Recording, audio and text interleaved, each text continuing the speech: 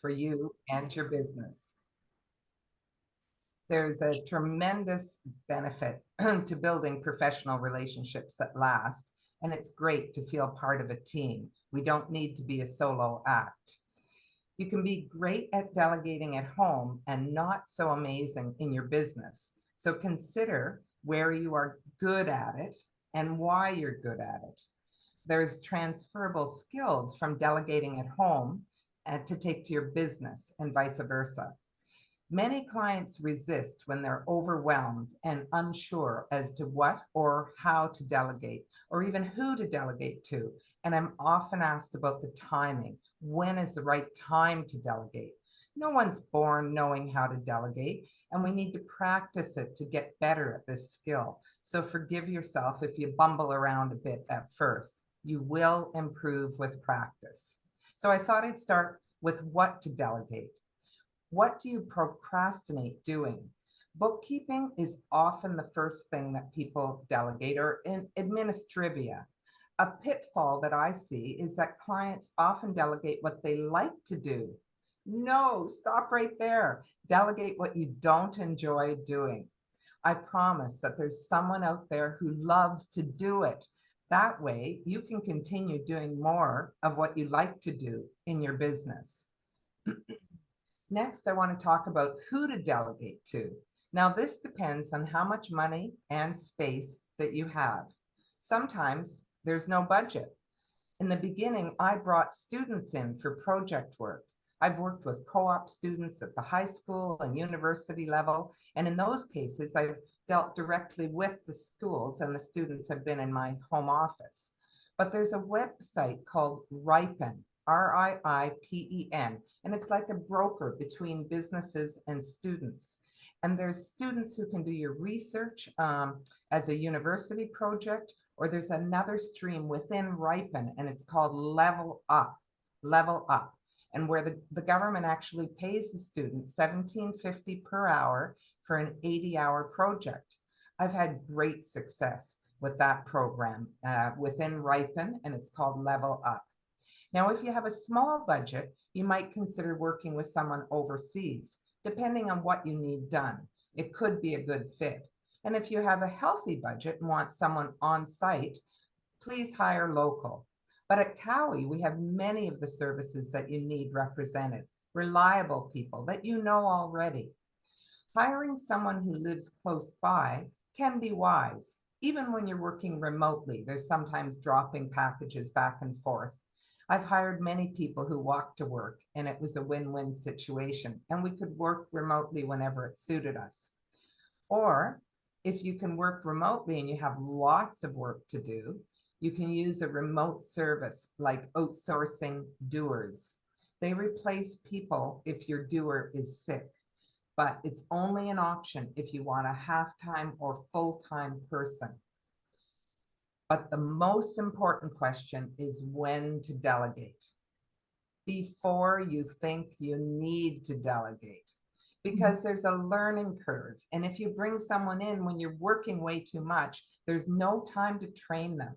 And it can be frustrating for both you and, if you're short-tempered and feel that they're not learning as fast as you want them to. So bring people in a little bit before you're desperate. And why delegate? I hear all the time, I can do it faster myself.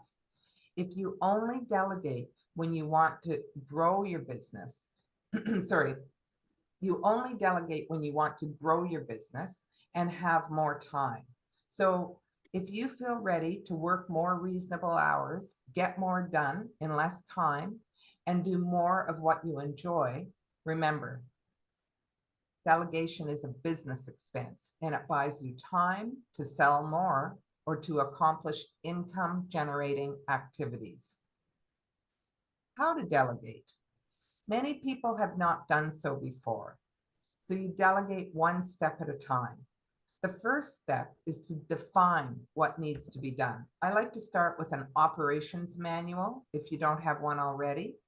And I call mine the brain, and write up the tasks that will be passed along. And then put this in a shared Google Drive. And when you begin to train someone, open it up, and they can suggest edits as you explain how to do the task that you're ready to pass along. And there's different learning styles to consider. You have to consider their learning style and understand your own learning style. Ask the person if they know their own learning style, and keep that in mind as you teach them what the end result is that you want them to accomplish. They might have a better way to go about it. They might have a suggestion. Don't knock it down right away. Consider it for a moment and define the successful outcome to them.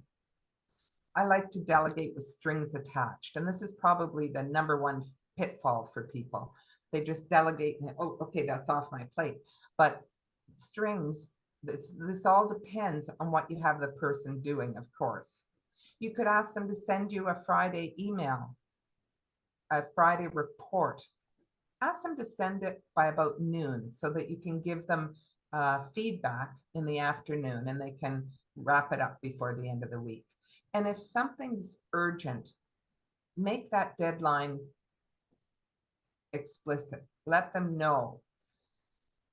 If someone is working with you close to 30 hours a week, you'll need to have a weekly meeting to monitor their progress and stay on track.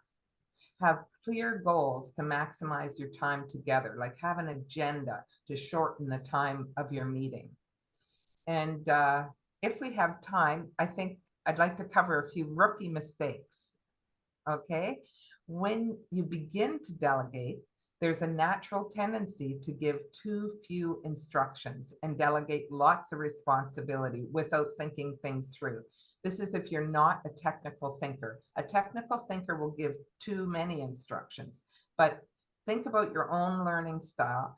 And if you believe there's only one way to do the job, or you fail to clarify timelines, it'll be a pitfall for you. So you'll get better at delegation with practice, and especially when you recognize each other's learning styles. And do not hire a friend, please. It can complicate things to manage or supervise a friend. Boundaries can be very tricky. I've supported many clients to disengage from a friend who started controlling important information or protecting passwords. I've talked about the belief that I can do it faster myself. You can train someone and they can train the next person. You never have to do that task again if you don't like it. And consider it a first try at a relationship that didn't work. If you get somebody that doesn't work out, you must try again to find a good fit. Finding a great contractor or part-time staffer is not as tough as finding love, but you've got to give it a chance. It's like finding a work friend, someone you get along with and you respect, but you can still offer constructive feedback. And once you can trust them, you can get more done and grow your business. And the last rookie mistake is almost an advanced mistake. But when things aren't going well, don't wait too long if the relationship is not building. If trust is not building and the contractor is not serving you, cut your losses. Giving feedback along the way is best. And if it's not getting better, tell them it's not going well and let them go in a respectful way. If you hired staff, follow the HR rules. But if you have a contractor, give them notice. And I often, I'm trying to think what it is. I talk to contractors and I tell them, I don't think you're in the right job. I think you really need to consider whatever their strength is. And that's not something that we can work out, but you can find that in another position. And they volunteer to leave because they can see that that's a truth, a core truth as well.